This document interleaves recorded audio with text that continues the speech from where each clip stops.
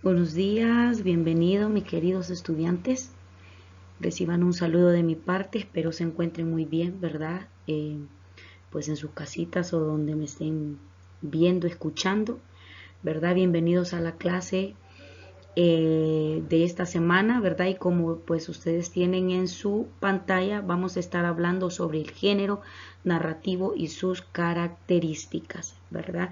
Vamos a estar hablando cuáles son sus características, haciendo una pequeña introducción sobre la narrativa, ¿verdad? Porque es importante, ¿verdad? De dónde viene, ¿verdad? Entonces, estemos muy atentos y prestemos mucha atención.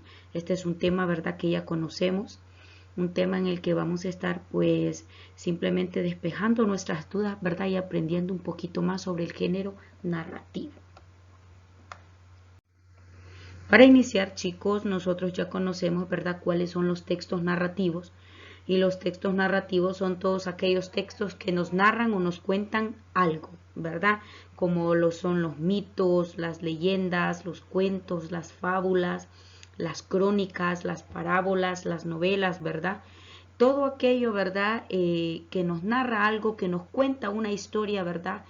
Donde hay personajes y los hechos se desarrollan en un espacio y tiempo determinado, ese es el género narrativo. La narrativa, chicos, también se le conoce como género épico, ¿verdad? Y esta consiste en que el autor haga uso, ¿verdad?, de la figura del narrador para contar los hechos, ¿verdad?, que son protagonizados por unos personajes, ¿verdad? Ya sabemos que hay personajes principales, personajes secundarios, personajes terciarios. Entonces, en la narrativa o el género narrativo, ¿verdad?, el escritor presenta una realidad. Ya sabemos que esa realidad puede ser ficticia o esa realidad, ¿verdad?, puede ser representada como si fuese, ¿verdad?, el mundo exterior, ¿verdad?, algo ajeno al autor. Por eso se dice que los hechos pueden ser ficticios o pueden ser reales, igual que los personajes. Entonces, el texto narrativo es una forma de expresión, ¿verdad?, muy común que nosotros hemos venido utilizando, ¿verdad?, o estudiando a través de ellos desde que estamos en el kinder, cuando la maestra nos narraba un cuento, ¿verdad?, nos narraba una historia. Desde ese momento nosotros ya empezamos a conocer el género narrativo, ¿verdad? Y lo encontramos en muchas partes, ¿verdad? Pero este género, chicos, el género narrativo, se caracteriza, ¿verdad?, por la abundancia de descripciones, tanto de personas como de situaciones y el ambiente en que se desarrollan esos hechos, ¿verdad? Nosotros sabemos que en la narración se relatan acciones y acontecimientos que suceden en un espacio y tiempo determinado, ¿verdad? Eso también incluye los diálogos, ¿verdad?, que hay entre los personajes, lo que platican. Entonces, hay algo muy importante, chicos, dentro del género narrativo, es muy importante que usted aprenda a identificarlo, ¿verdad? Y es el narrador. El narrador es una parte fundamental dentro de este género, que ya sabemos que también le podemos llamar género épico. ¿Por qué me va a decir usted mí? Pero ¿por qué es importante el narrador? Pues el narrador es el encargado, ¿verdad?, de contar la historia a través de la narración. También se utiliza la descripción, la exposición o la argumentación, ¿verdad? Y hay diferentes tipos de narrador. Entonces, eso es lo que vamos a ir viendo en este momento.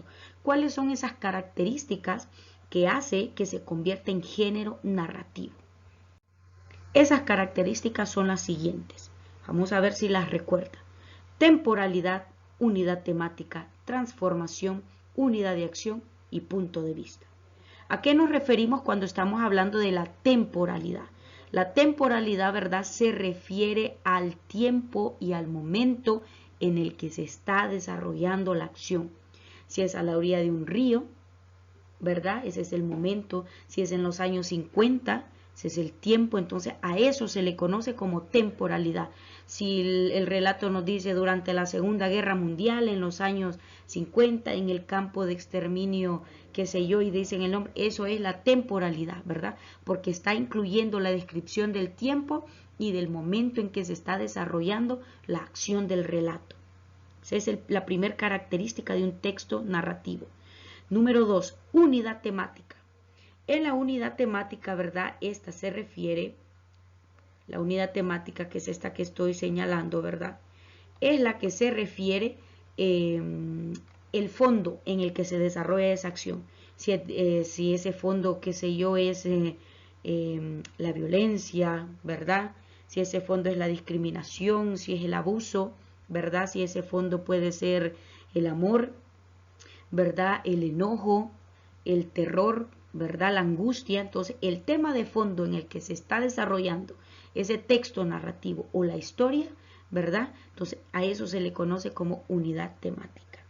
Luego de eso venimos a la tercera característica de un texto narrativo, y es la transformación.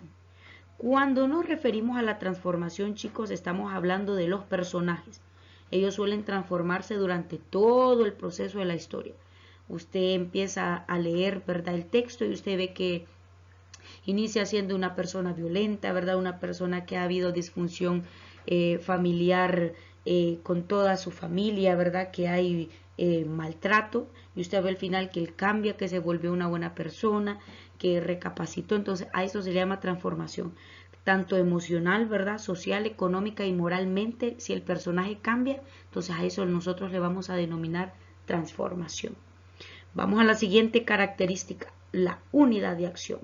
La unidad de acción se refiere, chicos, a que nosotros sabemos que toda historia debe, ¿verdad?, ir relacionada, cada párrafo debe ir relacionado uno con el otro.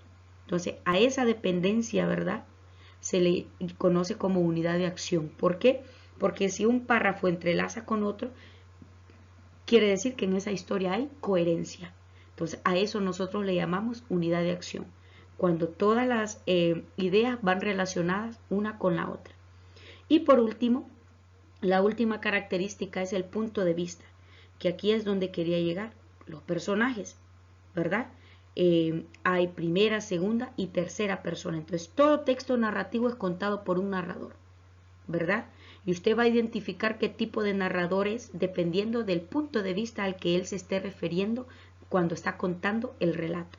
Entonces, puede haber un narrador en primera, segunda y tercera persona, ¿verdad? El narrador, en este caso, por ejemplo, el que se utiliza en tercera persona, ¿verdad? Hay un narrador en tercera persona que es un narrador externo, ¿verdad? Entonces, a este se le conoce como narrador omnisciente, cuando está en tercera persona. ¿Por qué?